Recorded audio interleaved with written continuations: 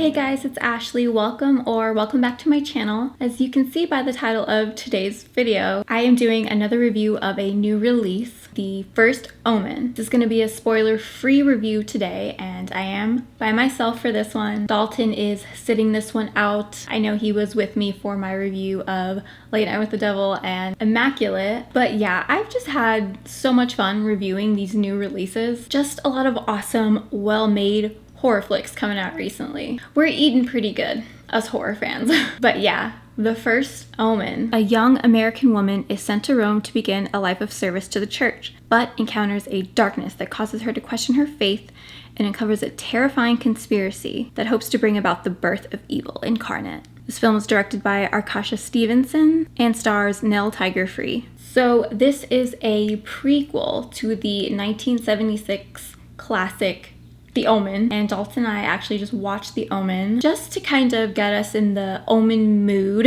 It was Dalton's first time watch. I saw The Omen as a little kid watching AMC Fear Fest. Really, really great horror film.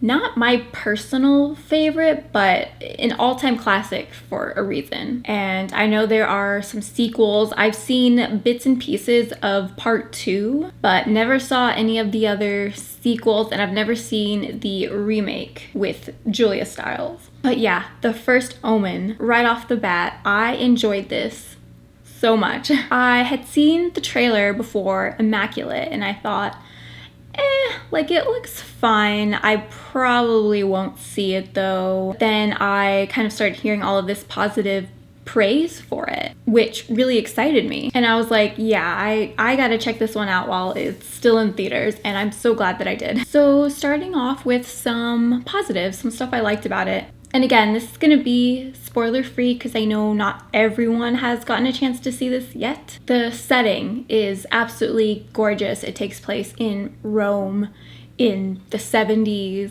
And I think for the most part, it feels like the 70s. The film kind of includes some of the social issues that were happening at the time that kind of serve as like a really interesting backdrop for the story. The cinematography was gorgeous. The editing was really cool. This feels like a much more stylized vision of The Omen, you know? And it was visually interesting and engaging throughout. The score and the soundtrack were really creepy. Fit the film really well. The acting was great, especially our main actress, Nell Tiger-Free, who plays Margaret. I think she nailed her performance. She showed a lot of range. She kind of weirdly reminded me of like a young Claire Danes, like from My So-Called Life and Romeo and Juliet.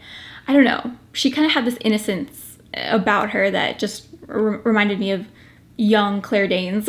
But yeah, she was really great, and the supporting actors did a great job as well. The effects, for the most part, were extraordinary. There is some gore in this, some really disturbing imagery that will probably stick with you. Some parts were pretty shocking. There's one part in particular, and if you've seen the film, you know what part I'm talking about. It's the one that everyone's talking about.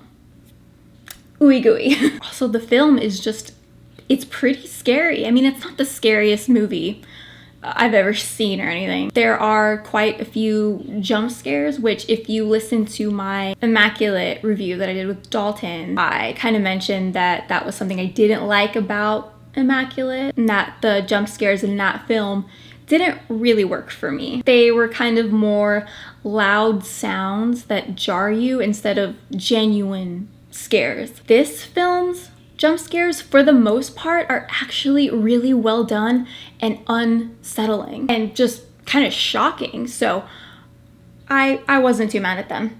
So some other aspects to note on the other side of it, the story was pretty predictable. There's, I guess, supposed to be this twist that isn't really a twist at all because you can see it coming a mile away. Doesn't hurt the film really at all, but it just wasn't that surprising to me. I mean, this is a prequel. If you've seen the original Omen and know the story of that film, you can kind of guess pretty easily where this story is going and what's going to end up transpiring. Although I will say there were some aspects that were not expected, which was really great. There's also a lot of homages to other classic horror films that if you're a horror fan, I'm sure you'll pick up on. Most of them were pretty well done. There's maybe 2 homages that felt a bit heavy-handed, and this may just be me because Dalton disagreed with me that they were heavy-handed. He didn't think so. But there was one scene in particular, if you've seen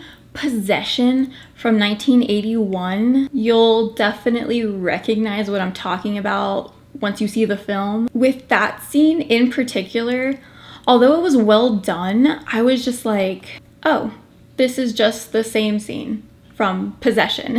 But again, maybe it's just me. But overall, this was a really great prequel. Sometimes with modern prequels, it can kind of get into that cheesy territory, you know, where it can feel a little cash grabby.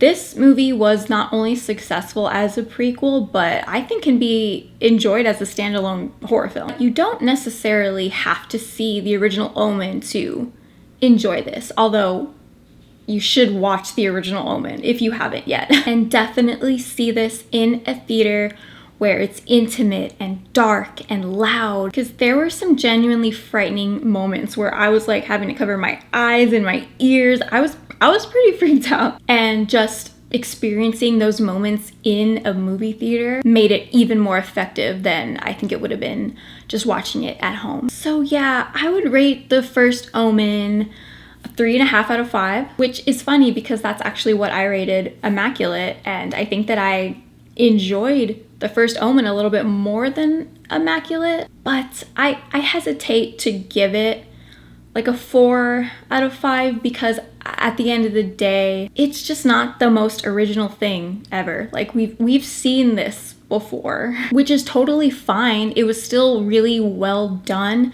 and I still recommend seeing it. It's still a 3.5 out of 5 for me personally. All right, you guys, I want to thank you for watching my little spoiler-free review of the first Omen. If you've seen the film already, let me know what you thought about it in the comments below. Preferably spoiler-free, although if your comment does have a spoiler in it, maybe put a little warning at the start of your comment just to let people know. But yeah, thanks again for watching, and I'll see you in my next video.